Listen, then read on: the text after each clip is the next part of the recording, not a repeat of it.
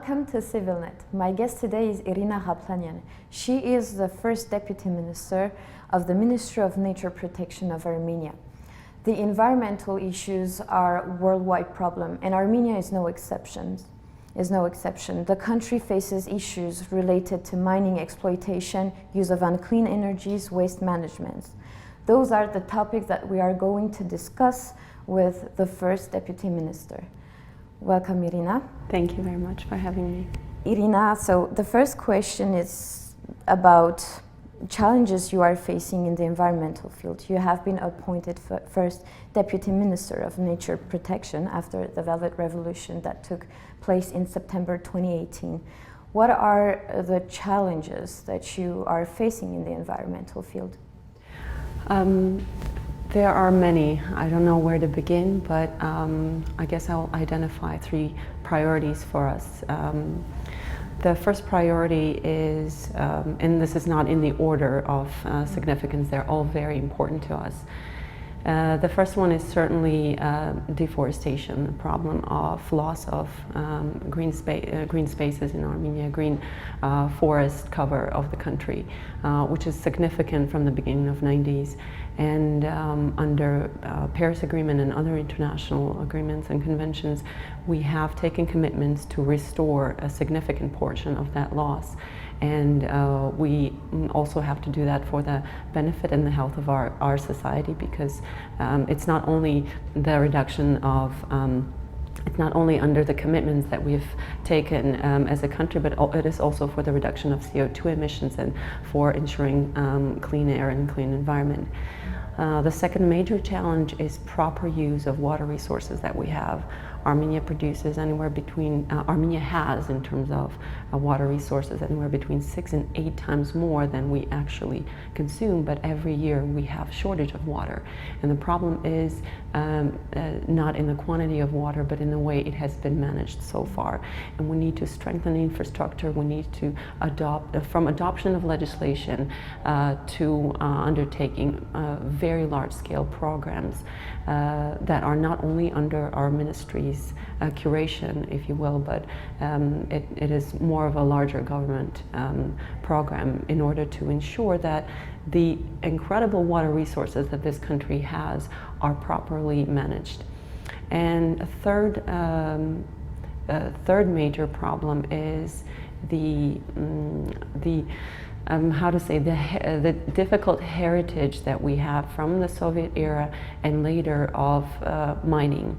There are many abandoned mining sites in the country that are sources of toxic pollution in the environment, and we need to take significant care, and a lot of financial resources need to be injected into properly reclaiming these territories and ensuring that there's no more toxic waste going into the land and water.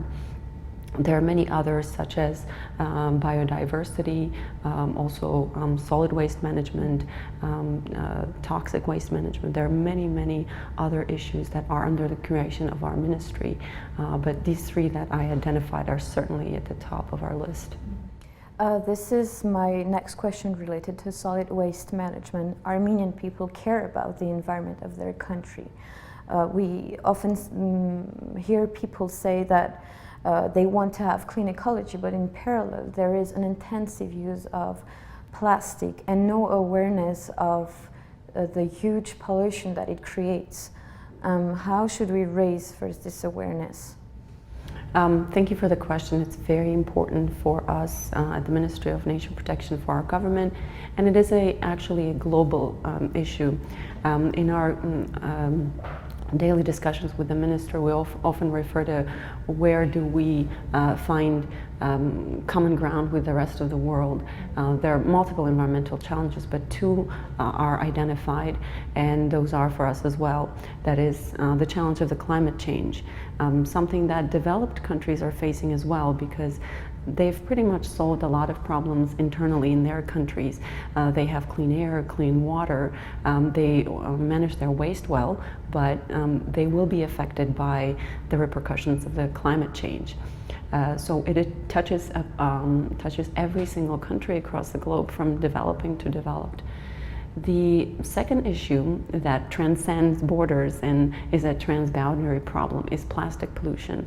By various accounts, by 2030 or 2050, there will be more plastic and solid waste in the ocean waters than there will be fish, which is just mind-boggling data if you think about the footprint that humanity is having on our planet.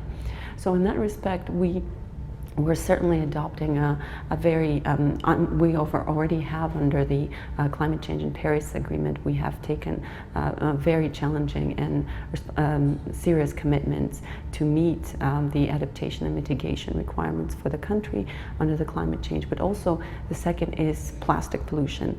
We believe that in the next 5 to 10 years, majority of global community will adopt some type of measures to either ban entirely or limit plastic pollution. And we, given the progressive nature of our government today, we want to take this opportunity to make sure that we are in those first, on the forefront of this initiative. Although we are not an ocean bordering or sea bordering country, we do also have a very serious problem with plastic pollution in the country. And coming back to your question as to how do we do it, it is a complex problem that requires a complex approach, from raising the awareness, raising the environmental education and awareness of our society from not only young age but also other generations, to adopting certain legislation. So what we have done so far is we have been in negotiations with almost every single stakeholder in the country, from civil society to restaurant businesses to supermarkets and to international organizations and donors, trying to understand how do we move forward, because everyone has to do their role in this challenging task and making sure that we reduce pollution.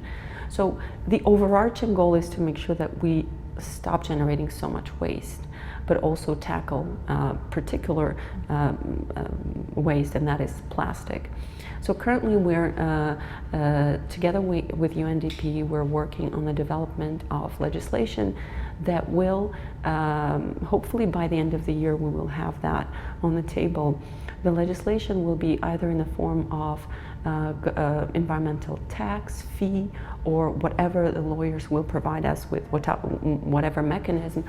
We're going to adopt it, particularly on plastic bags of a certain weight category. Right now we're looking into anywhere between 15 and 50 microns, which is also the experience that European countries have had. And with adoption just of very small fee, there has been a significant reduction. But unlike the measure that has been implemented already here by the private sector, supermarkets themselves, especially larger chains, adopted the measure of putting 10 drams on plastic bags. What we're going to do is whatever the fee will be calculated and stipulated in the final legislation draft and then adopted, would go towards environmental activities. So it will be specifically designed for that. And as we are forecasting, there will be significant reduction from that. And that's just the first step, because reduction of particularly plastic bags does not necessarily require an infrastructure. It requires injection of certain alternatives into the market, whereas the solid waste management strategy requires a much wider and much in-depth approach, which would have to be with the interagency cooperation. For example, just to clarify also to our audience, in Armenia, according to our legislation, the solid waste management is curated by Ministry of Territorial Administration, not by the Ministry of Nature Protection. So it is, and also right now at the top of our government, from Prime Minister to Deputy Prime Ministers, this issue is at the top of the agenda, because at the end of the day, waste is also a profitable business now, especially when there's a good fiscal and financial model for managing waste. And we have contacted a lot of organizations and countries on bilateral level. We requested their assistance in understanding what would be the best practices and what would be the best formula for Armenia in particular, because we are a small country and we don't generate that much waste.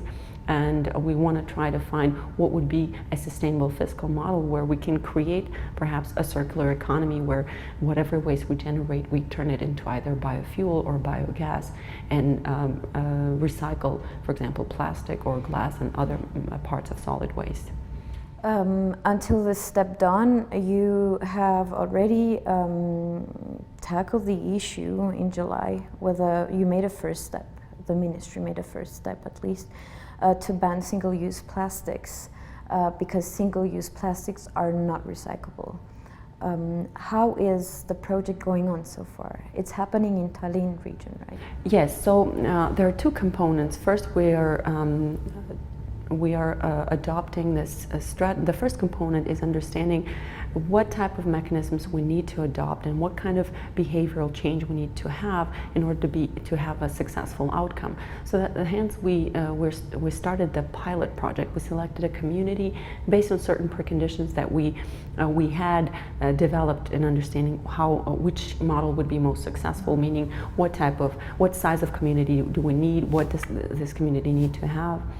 So eventually it was Tallinn that was selected, and there are a number of international and local organizations that are already working in Tallinn, and from tracking behavioral change to undertaking a number of educational strategies, educational programs, to working with local stores and shops and trying to bring alternatives to plastic bags. And in parallel to that, we are currently, as I mentioned, developing legislation, and we're working together with the UNDP and experts in the field to have, hopefully by the end of the year, a legislative package which will turn into a law stipulating some type of environmental tax or fee on plastic bags of certain weight. That is just the first measure. After we conduct that, after we successfully do the pilot project, we want to expand the initiative to a province and then on a national level. But the tax or fee, environmental fee on plastic bags will be nationwide. After that, we will move to a second phase of understanding what would be the mechanism and infrastructural approach to banning other plastics, other single-use plastics, such as straws, such as various utensils that are used, especially in fast food industry. And we had a very useful meeting with restaurateurs whom also work in delivery sector, and they were very responsive, saying that they are fully on board. They just need to have alternatives that are cost effective for their financial sustainability model. So certainly we're happy that almost every stakeholder, especially in private sector, is on board, and we're together working in also finding alternatives for plastic. Let's talk about another topic still related to environment. It's about mining resources. Armenia has many mining resources that attract private companies. We have the Amusar gold mine project, for example. Environmentalists and villagers of the regions say that this exploitation creates huge pollution. And recently, one of our journalists had an interview with the government official Varak Siserian, and he said that the former government, led by Serge Sargsyan, left a huge burden on the new government concerning the Amusar project. What are currently the challenges you are facing? I would further add to Varak's statement that we are left with a serious mess in the mining sector, and it's not just a project on Amusar, but overall governmental approach towards mining sector. If you recall, the previous government had identified verbatim the mining sector as a privileged sector because of its perceived economic growth or injection of economic flows into the country. And I'll specify and I'll clarify later why I mean perceived. For that very reason, it was a privileged sector. It easily received a lot of tax benefits. Also, a number of inspectors, including the environmental inspector, didn't enter mining sites for 2 years. So there was a very, I would say, negligent approach by the previous government towards mining sector, given the level of pollution that we have in the country from either current mines or the closed down mines and tailing dumps in the country. So in that respect, I would say that the inheritance, if you will, is quite significant, and we have to deal with what we have. But how are you going to deal? In approaching this very complex situation, not just Amosar but mining sector in Armenia in general, I want to take a step back and kind of try to rewire people's thinking, especially those that believe that mining sector is vital for Armenia's economy, and try to also come from the statement that our Prime Minister recently made during one of his Facebook Lives. Especially when he was talking about economy, he very specifically said that we need to move from an economy that's based on a model of nature exploitation to an economy that's based on a model of nature protection. And that's very important, and I'll specify why, for a number of reasons. First of all, Armenia is a small country, and by international and global standards, we are considered densely populated.